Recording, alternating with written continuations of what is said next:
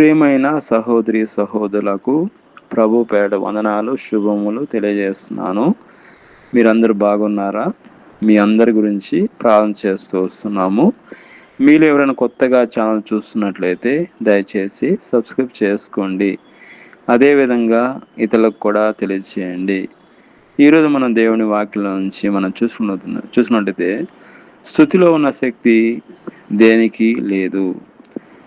ఫిలిప్పీయులు రాసిన పత్రిక 4వ అధ్యాయము 6వ వచనంలో చూసినట్లయితే, దేని గురించి చింతపడకుడి కానీ ప్రతి విషయంలోనూ ప్రార్థనా విజ్ఞాపనం చేత కృతజ్ఞతాపూర్వకంగా మీ విన్నపమును దేవునికి తెలియచేయడి.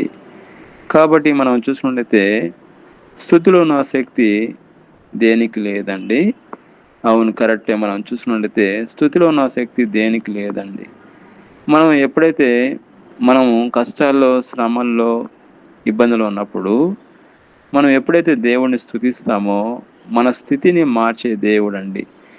మార్చి మన జీవితంలో కార్యం చేస్తాడండి. మనం ఎప్పుడైతే దేవుణ్ణి స్తుతిస్తామో దేవుడు మన జీవితంలో ఆయన జోక్యం చేసుకుంటాడు.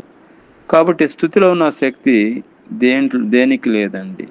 ఏ సంఘంలో స్తుతి ఉంటుందో, ఎవరి నోట స్తుతి ఉంటుందో, ఎవరి ఆరాధనలో స్తుతి ఉంటుందో ఆ స్తుతి ప్రపంచాన్ని కదిలిస్తుంది, పరలోకాన్ని దించుతుంది.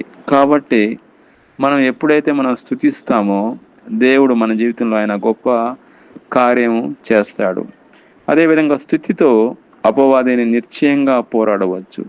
మనం దేంతో పోరాడలేమండి. మన సొంత శక్తి ద్వారా మనం పోరాడలేము, మన సొంత బలం ద్వారా పోరాడలేము, మనకున్న ఆస్తులు అంతస్తులతో మనం డబ్బుతో పోరాడలేము. కానీ మనకు దేవుడిచ్చిన ఒకే ఒక ఆయుధం ఏంటంటే స్తుతి.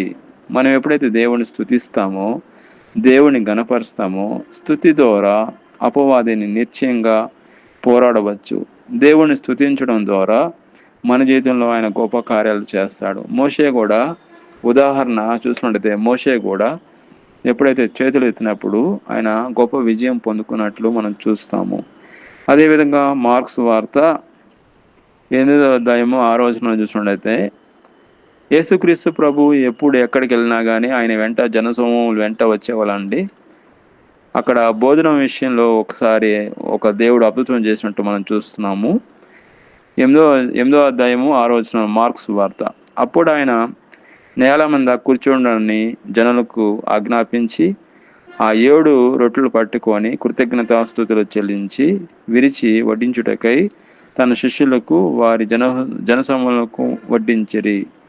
అదేవిధంగా మార్క్స్ వార్త 8వ అధ్యాయము 7వ వచనం చూసినట్లయితే, కొన్ని చిన్న చేపలు కూడా వారి యొద్దనుండగా ఆయన ఆశ్రయించి వాటిని కూడా వడ్డించుడని చెప్పాను.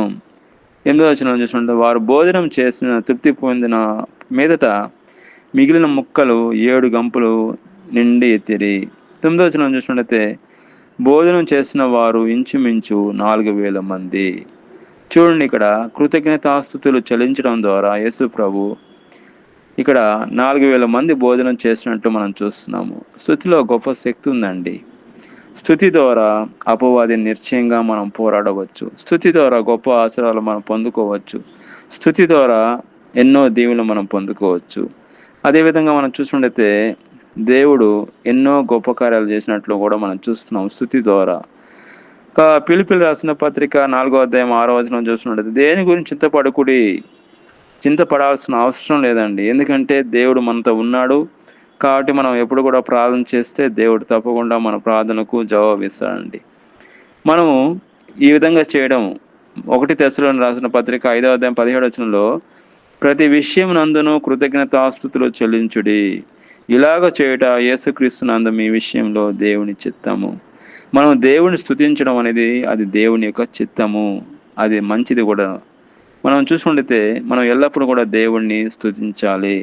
దేవుని స్తుతించడం ద్వారా మన జీవితంలో ఎల్లప్పుడూ కూడా సంతోషంగాను, నెమ్మదిగాను, ఆనందంగాను మనము జీవించగలము. కాబట్టి మనం దేవుణ్ణి ఎల్లప్పుడూ కూడా మనం స్తుతించాలి. స్తుతిలో ఉన్న శక్తి దేనిలో లేదు. దేవుడు ఈ వాక్యం దీవించిన గాక. ప్రార్థన. ప్రియమైన మా పరలోక తండ్రి, యేసుక్రీస్తు ప్రభు పరిశుద్ధ నామమును బట్టి మీ సన్నిధికి వస్తున్నాం తండ్రి. ఎక్కడైతే ఇద్దరు ముగ్గురు మీ నామలో కూడి ప్రార్థన చేస్తారో అక్కడ మీరు ఉంటానా దేవా, మీకు స్తోత్రం. ఈ సమయంలో మీ వాక్యం ద్వారా మాతో మాట్లాడిన విధానం బట్టి మీకు స్తోత్రం.